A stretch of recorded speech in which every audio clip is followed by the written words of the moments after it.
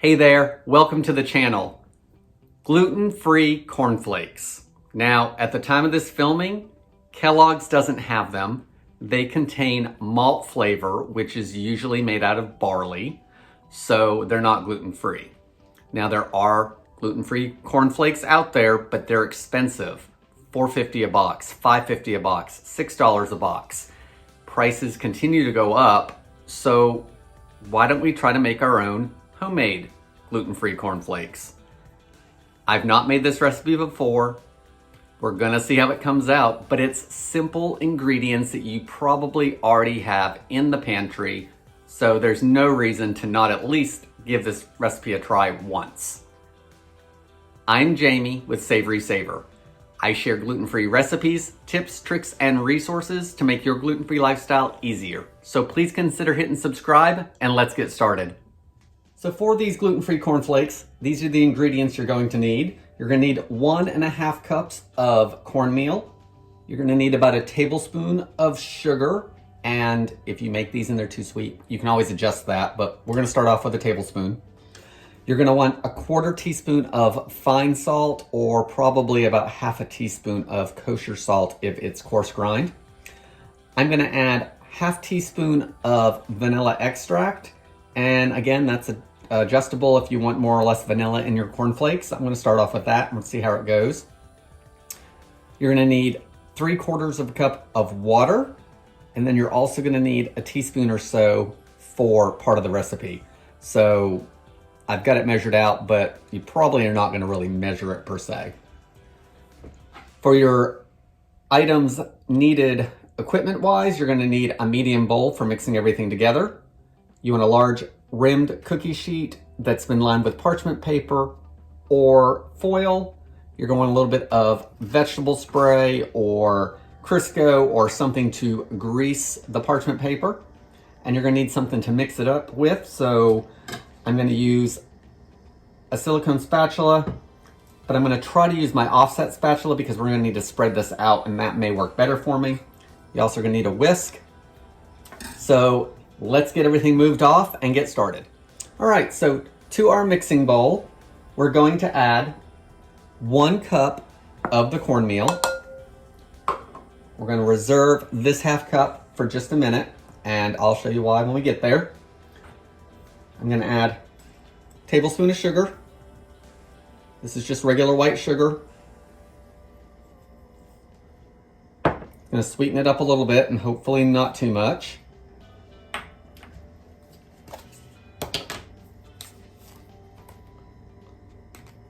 1/4 teaspoon of salt, and that's to keep it from being bland and to balance a little bit of that sugar. Let's give that a whisk. While this is whisking, my oven is preheating to 350 degrees Fahrenheit.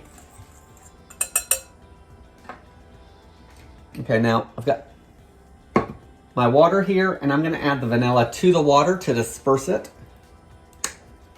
It'll be that much more mixed in before we add it. So 1/2 teaspoon of vanilla.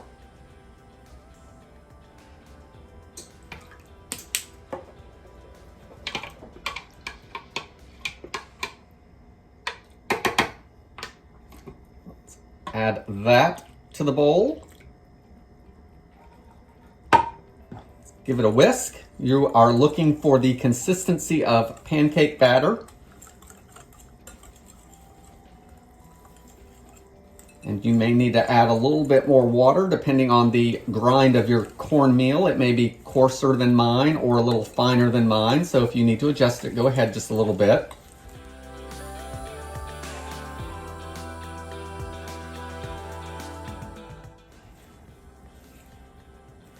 All right, everything looks mixed really well. So let's move our pan over to here. I'm gonna pour it into the pan.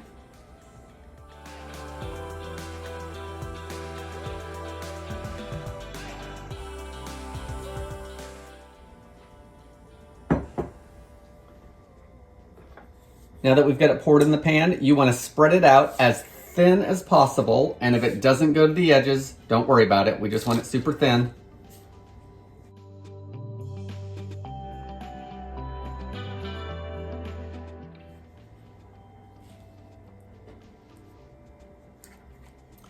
Actually, these pressing motion that I'm using is actually working better.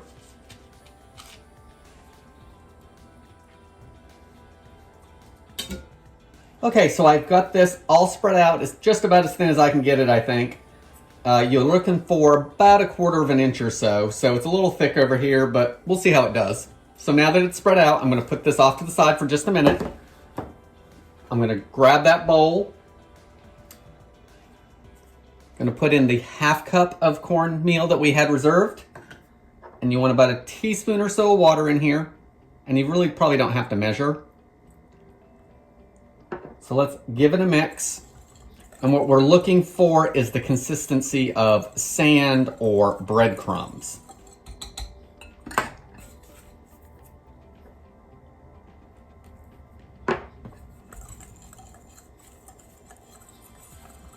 So mix it in whichever way you feel is best. There we go. So we've got some breadcrumb type consistency here. And I think I ended up adding just about a tablespoon.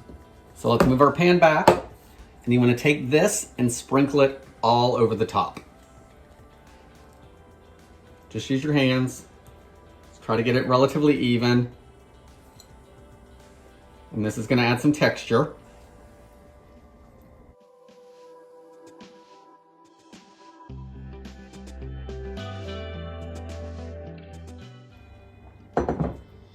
All right, so everything's been sprinkled over the top.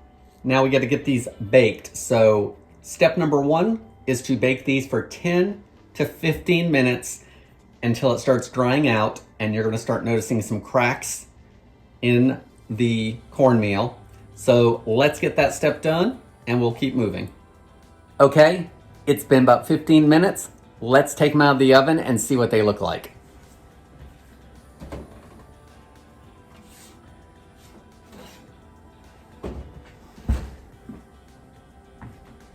Okay, so we've got some good cracking, which is what we want. Almost looks like the desert. We've got some good texture going on. So now what we want to do is turn our oven back to 250 degrees. I'm going to let these set on a cooling rack for just a couple minutes until I can handle them, and then we need to make them into flakes. So I feel like this is cool enough for me to handle. So it really looks like one great big, like, tortilla, for lack of a better term. It's got lots of cracking. The color underneath is darker because of the oil that was on the parchment paper. So let's tear it into flakes.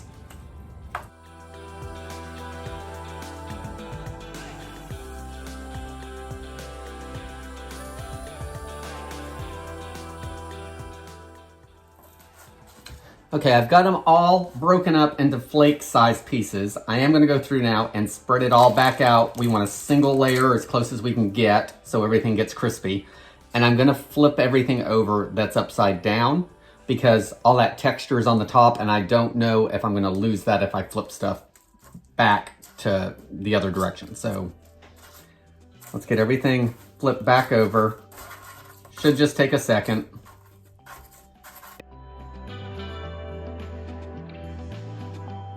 I've flipped everything back over to the textured side up as opposed to the part that was flat on the baking sheet. These are gonna go back into my 250 degree oven for about 45 minutes until they crisp up and can finish cooking. And if I still don't think they're dry enough at that point, I'm gonna turn the oven off for a few minutes and just let them sit inside while it cools. So let's get these baked and we'll see what they taste like. So our gluten-free cornflakes that we made homemade are done. And they're probably kind of washed out in the video. Not sure how well you can see them, but let's talk about them. So I've got a few in a bowl here because after we try them dry, we're gonna try them with a little bit of milk because that's typically how we eat cereal. So in baking them, they baked for about 45 minutes. And halfway through, I went in there and tossed them all around again, moved everything back out to a separate layer, and then put them back in for the last 20, 25. After that, they were still not dry enough for me. They still had some chewiness to them and some flexibility. So I let them go for about another 10 more minutes with the oven on. At that point, they still weren't done for me. So I turned the oven off and walked away. And I left them in there for a good hour or so as the oven cooled. Now, I've got a big one here. You can see if you can hear it. There's a good snap to it now. They're all crispy, they're all crunchy. So let's taste one dry. So in tasting them, they taste like corn and they're crispy. Not really cornflakes per se. So if you want that authentic cornflake taste, you're probably gonna have to go and buy one of those gluten-free varieties. However, they also have a decent taste to them. I do feel that they need more sugar. I do feel they could add a touch more salt. And if you were using for breakfast, you may want to up that vanilla extract just a little bit. So now that I've got them like this, I am going to put a little bit of sugar on them just because I think they can use it for me. And let's put a little bit of milk on them and give them another try. So I've literally probably got about not even 10 of those cornflakes in there, along with a couple tablespoons of milk.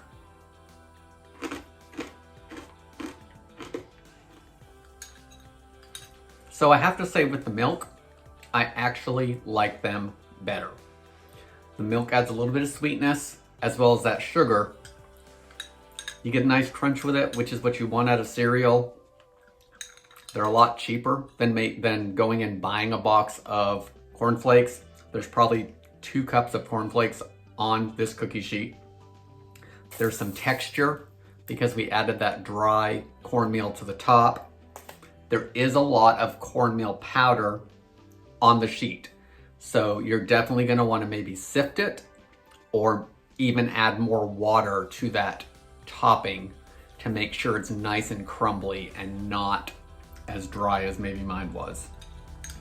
Guys, what do you think about making your own cereal? Is that something you would do? Please leave me any comments below. Guys, I want to thank you for watching. Please consider subscribing, and I hope to see you on the next video.